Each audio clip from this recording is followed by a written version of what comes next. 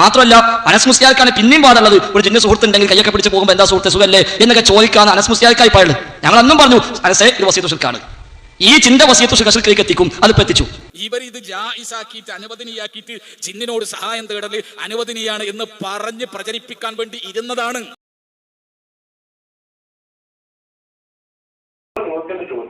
എന്താണ് കരയിൽ പുഴയിൽ വീണ് മുങ്ങിച്ചാവുന്ന ഒരു മനുഷ്യൻ കരയിലേക്ക് നോക്കിയപ്പോൾ ജിന്ന് നിൽക്കും, അവൻ കണ്ടു.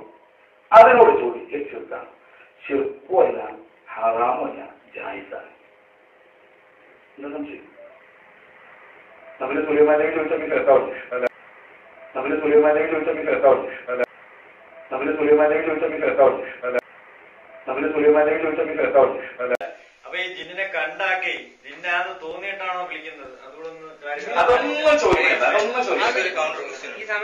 അപ്പൊ ഈ ജിന്നിനെ കണ്ടാക്കി ജിന്നാന്ന് തോന്നിയിട്ടാണോ വിളിക്കുന്നത്?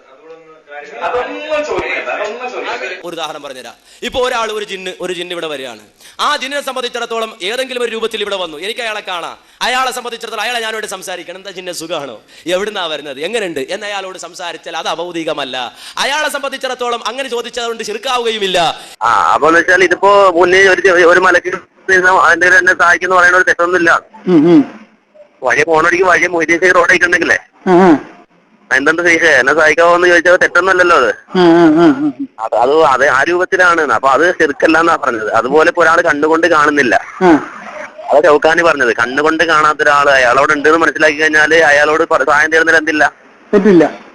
അതായത് ഇപ്പൊ ഞാൻ നിങ്ങളെ കാണുന്നുണ്ടോ? ഇല്ല, കാണുന്നില്ല. അപ്പൊ നമ്മൾ തമ്മിൽ സംസാരിക്കുന്നത് തെറ്റില്ലല്ലോ, ഒന്നും കേൾക്കണ ഒരു അവസ്ഥയിലല്ലേ നിങ്ങളുള്ളത്. അപ്പൊ ഈ അവസ്ഥ നിങ്ങളോട് 10 രൂപ ചോദിച്ചാൽ എന്തില്ല, തെറ്റല്ല. കണ്ണുകൊണ്ട് കാണുന്നില്ല എന്നത് കൊണ്ട് ഒരാളോട് സംസാരിക്കുന്നത് എന്തല്ല, തെറ്റല്ല. അതിന് ഒരു മലക്കാണെങ്കിൽ തന്നെ മലക്കോട് നിൽക്കുന്നുണ്ട്, മലക്കോട് ഉണ്ട് എന്ന് പറഞ്ഞിട്ട് മലക്കോട് സംസാരിച്ചാൽ അതിലെന്തില്ല, തെറ്റില്ല.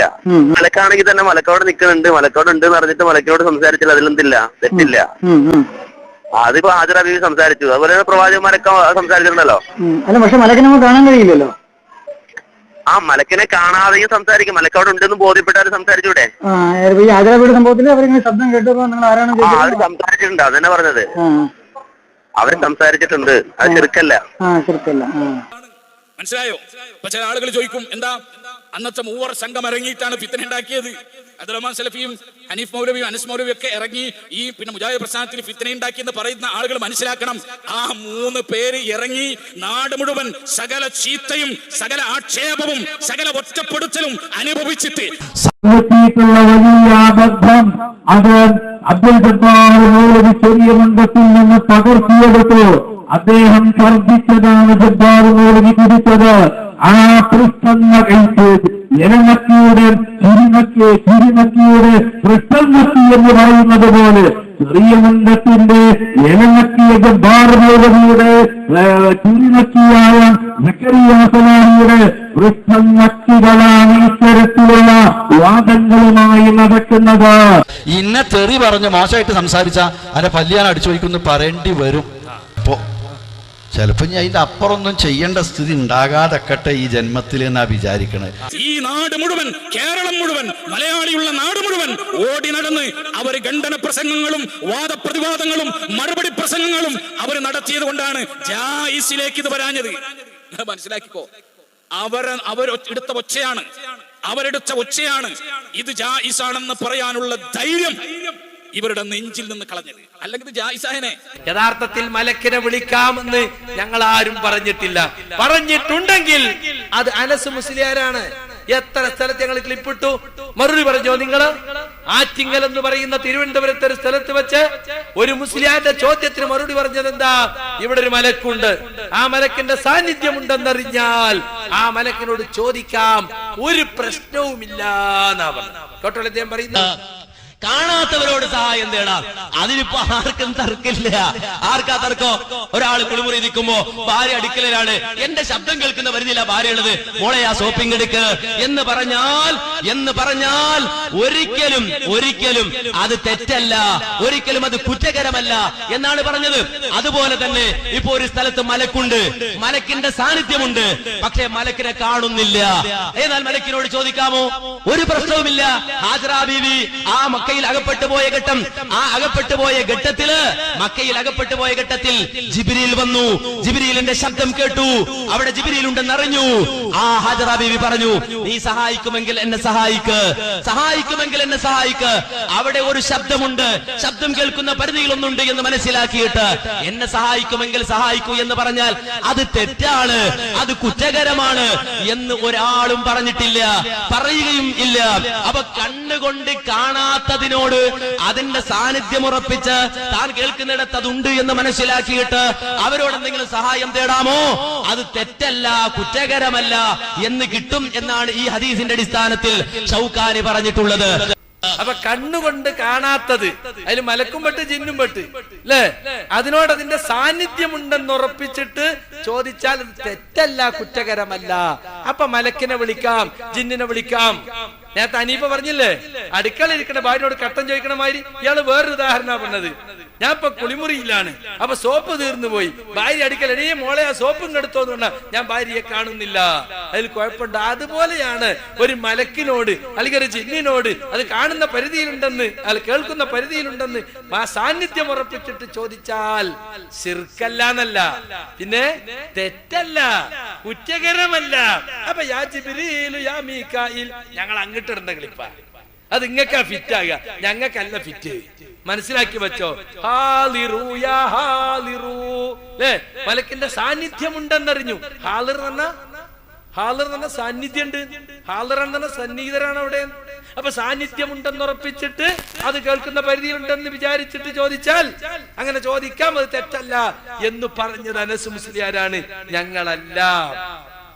പിന്നെ സുഹൃത്തുക്കളെ, ജിന്ന് സുഹൃത്തുണ്ടാകുന്ന അപ്പൊ സക്കരിയ സലാഹി പറയുന്നത് ജിന്നിനെ നമുക്ക് സുഹൃത്തായി കമ്പനിക്ക് ഫ്രണ്ടായി കിട്ടും. ഞാൻ പറഞ്ഞിട്ടില്ല കേട്ടോ, ജിന്നെ സുഖാണോ, എന്താ ജിന്നെ വർത്താനം എന്നൊക്കെ പറഞ്ഞ് ജിന്നിനെ കൂട്ടുകാരനാക്കി പിടിക്കാം എന്ന് പറഞ്ഞാൽ സക്കരിയ സലാഹി അല്ല, അനസ് മുസ്ലിയാരാണ്. അന്നേ ഞങ്ങൾ പറഞ്ഞിട്ടുണ്ട്, അനസെ ജിന്നിനെ കൂട്ടുപിടിക്കാൻ നിൽക്കണ്ട, അവസാനം ശിർക്കിലെത്തും. ഞങ്ങൾ പറഞ്ഞിട്ടുണ്ട്, അനസെ ജിന്നിനെ കൂട്ടുപിടിക്കാൻ നിൽക്കണ്ട, അവസാനം ശിർക്കിലെത്തും. ജിന്നിനെയും മലക്കിനെയും വിളിച്ചിട്ട് സഹായം തേടുന്ന ആളുകൾ ഉണ്ടാകുമായിരുന്നു. ജിന്നിനെയും മലക്കിനെയും വിളിച്ചിട്ട് സഹായം തേടുന്ന ആളുകൾ ഉണ്ടാകുമായിരുന്നു. ഞങ്ങൾക്ക് ആർക്കും തോന്നിയിട്ടില്ല. അത് എഴുതിയ ജബ്ബാർ മൗലവിക്ക് ഇക്കാലം വരെ, മൂപ്പർ പലപ്പോഴും രാത്രി ഇരുട്ടത്ത് പോണ ഒരാളാണ്. എന്നിട്ട് മൂപ്പർക്ക് ഇക്കാലം വരെ തോന്നിയിട്ടില്ല ഞാൻ വിളിച്ചു നോക്കിയാലോ എന്ന്. ഞങ്ങൾക്ക് ആർക്കും തോന്നിയിട്ടില്ല. ആ ഇസ്ലാഹി ഇറക്കിയ കാലത്ത് ഞങ്ങളൊക്കെ എഡിറ്റോറിയൽ ബോർഡ് മെമ്പർമാരതിന്, ഞങ്ങൾക്കും തോന്നിയിട്ടില്ല. അത് വായിച്ച ഒരുപാട് മുജാഹിദീങ്ങൾ അവർക്കും തോന്നിയിട്ടില്ല. മറിച്ച് ഓൾക്കെന്ന് മനസ്സിലായത് എന്താ, ഒരു വിളി എപ്പ ദുആ ആകും, എപ്പ ദുആ ആവില്ല. ആ ദുആ ആകുന്നത് വിശ്വാസം അടിസ്ഥാനമാക്കിയാണ്, അല്ലാതെ എന്ത് ചെയ്തു, എവിടുന്ന് ചെയ്തു, എപ്പ ചെയ്തു എന്നതല്ല. അമ്പലത്തിനടുത്ത് അത്യാവശ്യർക്ക് അവിടുന്ന് പോയാൽ പിന്നെ തൗഹീദ് എന്നല്ല. വിശ്വാസം എന്ത്, അതാണ് ബേസ്.